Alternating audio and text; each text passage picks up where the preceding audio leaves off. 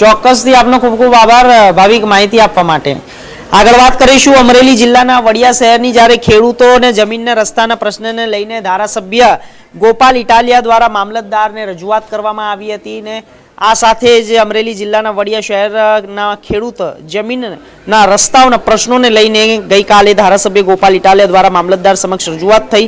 આ મામલે હજુ પણ મહત્વપૂર્ણ વળાંક આવ્યો છે। અરજદાર ખેડૂત જીવરાજ સુજિત્રાને વડિયા મામલતદાર કચેરીએ રૂબરૂ બોલાવી સમગ્ર પ્રકરણમાં તેમજ અગાઉ થયેલા હુકમ અંગે વિગતવાર સમજ આપી અને મામલતદાર યોગેશ બરાડાએ તપાસ દરમિયાન સ્પષ્ટ કર્યું છે કે 2022ના હુકમનું પાલન થઈ ચૂક્યું છે અને આ સાથે જ મામલતદાર કક્ષાએથી કોઈ વધુ કાર્યવાહી બાકી રહી નથી।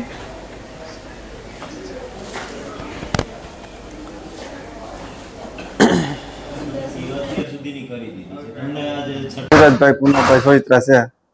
આજે મેં કાલ ગોપાલભાઈ ઇટાલિયા આવ્યા હતા વાત કરી હતી મુદ્દો હુકમ ને એ મહિલો મામલતદારની કામગીરી પૂર્ણ થઈ ગઈ છે।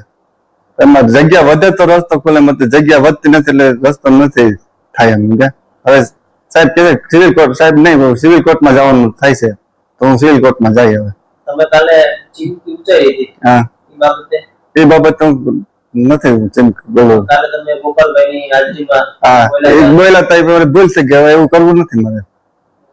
તમને સંતોષ છે ને? હા સંતોષ સંતોષ સંતોષ। ગતરોજ જે ખેડૂત જીવરાજભાઈ સોજિત્રાની જે રજૂઆત હતી એ બાબતે આજે તેઓને રૂબરૂ કચેરીએ બોલાવી અને અત્રેથી જે 2022નો હુકમ થયેલો હતો એને લાગુ થયેલો છે અને એમના જે રસ્તાની બાબત છે એમાં જે આગળની કાર્યવાહી સિવિલ કોર્ટ અંતર્ગત કરવાની હોય એ બાબતે સમજૂત કરે અને એમના પ્રશ્નનો નિવેડો લાવેલ છે।